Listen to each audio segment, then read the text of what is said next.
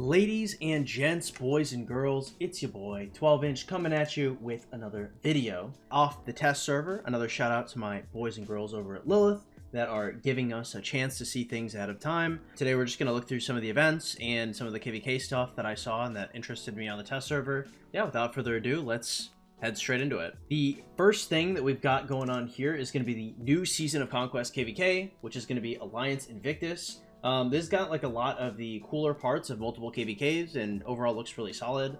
Over here we've got the Curios, which some of you guys may know as the Relics. So it's going to give like a small amount of stats, and then it's going to make the secondary commander troops be the same type of buffs for the primary commander. So for example, if you guys are playing in Season of Conquest now and you guys have played in, I believe it'd be Warriors Unbound or Tides of War, I think also have relics. And so what it does is it'll swap your second commander into your primary commander's troop type.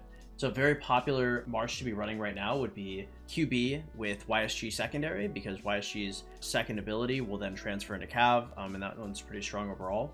I think for a while there, I want to say Scipio Prime with Zuliang ZL was probably one of the strongest marches, period, and those were thanks to these relics. You know, obviously without the relics it wouldn't be very good, but having the ability to swap around things also changes a lot for like Rally and Garrison. I want to say it might have been Attila Gorgo was a pretty strong garrison just because of the way these relics worked.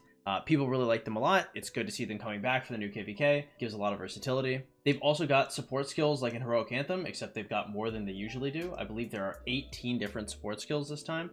And we have some later support skills. I didn't look at all of them specifically just because, you know, the support skills are kind of the same all the time. But you will notice of the ones that I did look like, over here we're going to see like Jean Jiska, like we're going to have much older commanders coming into play for these support skills. So those of you who have been investing in commanders and have seen them phased out are going to see these types of things coming back into it. Things like this, when we have Battle of Grunwald, usually for a commander like Jiska, we don't really care too much about a 20% bonus to normal damage dealt. We might care about it in conjunction with a relic and in conjunction with a auxiliary skill. Seeing both of these things in conjunction, being able to get, you know, 20% normal attack bonuses here and there with a 20% health bonus might really switch up the meta as we know it for different commanders, especially when it comes to the new Smite commanders. I mean, the map looks pretty awesome. I really like it. Looks like a ton of fighting. Looks like a ton of zones as well, which is one of the things that I really enjoy.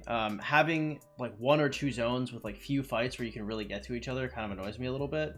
But the fact that we have like the alter fighting that we normally enjoy from other KVKs, at least I enjoy it. It's really good for like F2P or low spenders because you only have to use one march. But you're also going to have, you know, more contested zones as well, where, you know, you guys are both going to be punching through different areas. It is a little odd. I'm not entirely sure how everything is going to work, just because if you start in, let's say, this section with the RCF, and then, you know, you guys are going to be contesting a Z5 like you do in, I want to say it's like Heroic Anthem, and you would in like Tides of War, and then you guys are going to be punching forward as well. I'm not entirely sure what these are for, unless they put like really valuable support skills in there as well. But I mean, overall, like I really enjoy the map. Not looking like they're trying to reinvent the wheel here. It looks like they just took like some of our favorite stuff from a bunch of different KVKs and called it a day. Really? I mean, I like that. I like just seeing a bunch of cool stuff coming in with our KVK. It doesn't always necessarily have to be the freshest thing on the planet. Just having something nice that we enjoy is more than enough. The next thing that we saw that's coming up new is going to be the new Champions of Olympia map. I play a pretty decent amount of champs. I don't know if everybody necessarily does so, but I find it pretty fun. Some of the higher level Champions of Olympia lobbies are always interesting to hop into, a lot of the champs above stuff.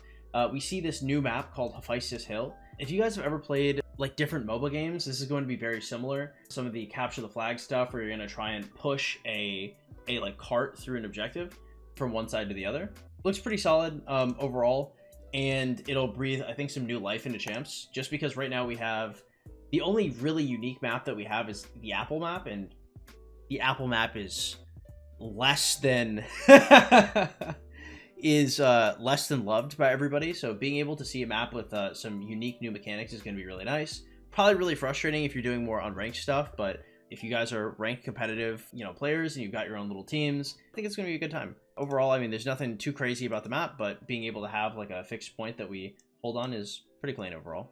In terms of new events that we have coming up, we also have War of the Ruins coming back. War of the Ruins, I think this is probably my favorite like little event when it comes to between Tempest Clash, Champions of Olympia, and War of the Ruins, in terms of just events that come every so often and that have like some PvP but not too much. In terms of mini games, I really enjoy War of the Ruins. Glad to have it back again. And of course, we have all of the Easter events coming in soon. We have Team Draw coming up. I remember Team Draw wasn't the best for sculptures, if I remember correctly. I want to say the other meta that was supposed to happen was you could get the Team Draw from the bundle, and then you could let them refund at the end of it and get 500 gems per, depending on how many commanders you were looking for from the Team Draw. Other people got pretty good drops from it, and we're just looking for the commanders themselves. Again, it just depends if you're looking to like unlock or maybe get auxiliary skills for some older commanders, because the purchases themselves aren't too bad, but being able to get all these gems was pretty clean, if I remember correctly. Of course, we're going to have an alliance event. Generally, we have 3 types of events. We have what I like to call the solo tree, which is going to be where you have, you know, one tree and you have the 7,000 gems. You're going to have Esmeralda's Wheel, and you're also going to have this. Overall, the alliance event is pretty good. I think the skins they have here are pretty good as well. Chaser of Waves is probably my favorite looking, but of course, you know, Cavalry Health, pretty easy to decide what you're going to pick up on here. Usually for like low spenders type of situation, I probably wouldn't be picking up the legendary heads, but if you're buying the bundle, then, you know, everything here is up for grabs and pretty good overall. This is kind of nothing too new. This reminds me just of the other week-long events, but it does look a little bit different. I mean, I'm kind of glad. Honestly, anything they give us that is not epic sculptures is kind of is kind of something I'd be more interested in. It's nice to see Barbarian Incursions coming up again